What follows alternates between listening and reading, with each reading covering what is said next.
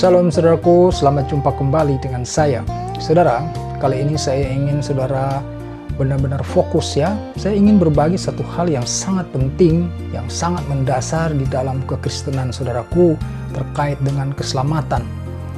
Ya, Roh Kudus memimpin saya ya, mendorong dengan kuat dalam hati saya untuk berbicara masalah iman ini saudaraku, karena sekali lagi iman ini sangat mendasar ya. Jadi kalau kita sampai gagal paham ya, maka tentu saja akibatnya bisa fatal saudaraku ya. Sebab seperti kita baca di dalam Efesus 2 ayat 8 ya, Efesus 2 ayat 8, di sana dikatakan oleh firman Tuhan, sebab karena kasih karunia kamu diselamatkan oleh iman ya. Karena kasih karunia kamu diselamatkan oleh iman.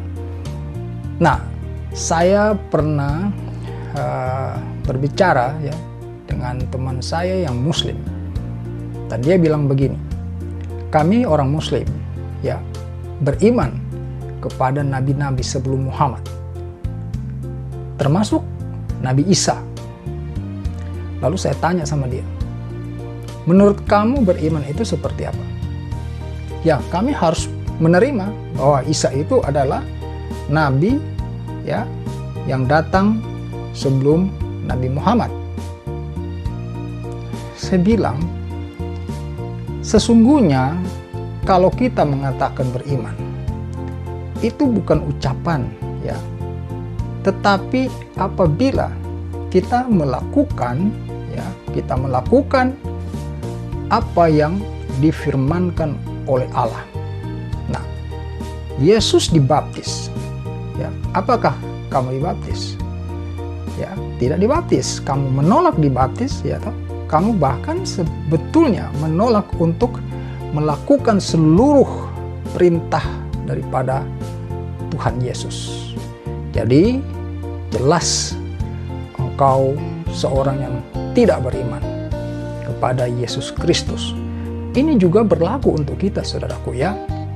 Kita seringkali beranggapan ya bahwa beriman itu adalah sekedar berucap ya, mengatakan saya percaya ya, bahwa Yesus adalah Tuhan dan juru selamat, maka itu kita sebut iman saudaraku. Sebenarnya itu keliru besar saudaraku ya, keliru besar ya. Mari kita belajar lebih dalam apa yang dimaksud iman di dalam firman Tuhan ini ya, dan di sana kita akan ambil pelajarannya di dalam Yakobus ya, Yakobus 2 ayat 14 sampai dengan ayatnya yang 20 ya. Sebelum saya memulai di sana, saya ingin bertanya kepada saudara, apakah saudara pernah tahu di dalam Alkitab ada satu firman Tuhan ya, di mana Yesus sendiri mempertanyakan jika anak manusia itu datang, adakah ia mendapati iman di bumi? Ya, itu terdapat di dalam Lukas 18 ayat 7 dan 8 ya. Lukas 18 ayat 7, saya baca untuk saudara ya. Lukas 18 ayat 7 sampai 8, tidakkah Allah akan membenarkan orang-orang pilihannya yang siang malam berseru kepadanya? Dan adakah ia mengulur-ulur waktu sebelum menolong mereka? Aku berkata kepadamu, ia akan segera membenarkan mereka.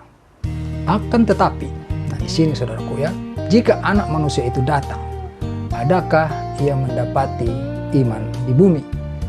Kenapa Yesus di dalam hal ini tidak mengatakan adakah ia mendapati orang-orang Kristen, orang-orang beragama Kristen atau yang KTP-nya Kristen? Yesus tidak menyebut secara personal ya, atau secara retorika, tetapi yang dia tuntut adalah iman saudaraku. Ya, seperti kita kaitkan dengan di Efesus 2 ayat 8 tadi ya, sebab karena kasih karunia kamu diselamatkan oleh iman. Jadi kita ini saudaraku ya, mau melakukan apapun juga, ujung-ujungnya ya Tuhan Yesus akan menuntut iman dari dalam diri kita saudaraku. Maka kalau kita tidak sungguh-sungguh memahami ya, kita gagal paham mengenai iman ini, celakalah hidup kita. Sebab kita tahu bahwa kita diselamatkan oleh karena iman. Bagaimana mungkin kita dapat selamat kalau pengertian kita mengenai iman itu hanya sebatas bahwa kalau saya berucap saya percaya Yesus adalah Tuhan dan Juru Selamat, maka itu artinya saya beriman, padahal itu adalah cara yang salah.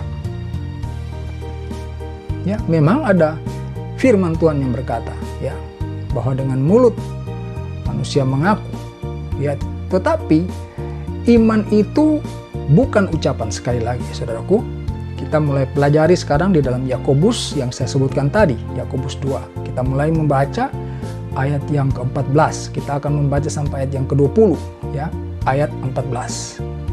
Apakah gunanya, saudara-saudaraku, jika seorang mengatakan bahwa ia mempunyai iman, ya, padahal ia tidak mempunyai perbuatan? Dapatkah iman itu menyelamatkan dia? Saudara, langsung Yakobus mengkaitkan iman, perbuatan, dan keselamatan, ya, dan keselamatan. Ya. Saudara-saudaraku, jika seorang mengatakan bahwa ia mempunyai iman, ya, mengatakan, saudaraku, mengatakan saya orang beriman, kan kita sering begitu, ya, kita sering berkata bahwa saya ini orang beriman, ya, saudaraku, padahal ia tidak mempunyai perbuatan. Ya, lalu dilanjutkan dengan pertanyaan, dapatkah iman itu menyelamatkan dia? Dapatkah iman yang berupa ucapan itu, ya, yang tidak disertai perbuatan, menyelamatkan hidup orang itu? Kemudian kita lanjut lagi ayat 15. Ya, jika seorang saudara atau saudari tidak mempunyai pakaian dan kekurangan makanan sehari-hari, dan seorang dari antara kamu berkata, selamat jalan, kenakanlah kain panas dan makanlah sampai kenyang, tetapi ia tidak memberikan kepadanya apa yang diperlukan bagi tubuhnya, apakah gunanya itu? Omdo, ya, omdo, ya, omdo, ya, kita omong doang. Jadi ada orang yang kita ketahui berkekurangan, saudaraku.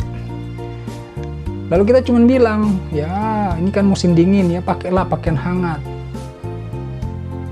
Kita punya sebetulnya, ya, dan kita tidak melakukan sesuatu untuk memberikan orang itu pakaian hangat. Ini sebuah contoh sederhana saja, ya, dan banyak sekali, ya, dari setiap aspek kehidupan kita, di mana di dalam aspek kehidupan kita itu sangat dituntut praktek-praktek iman, ya, iman dengan perbuatan, ya.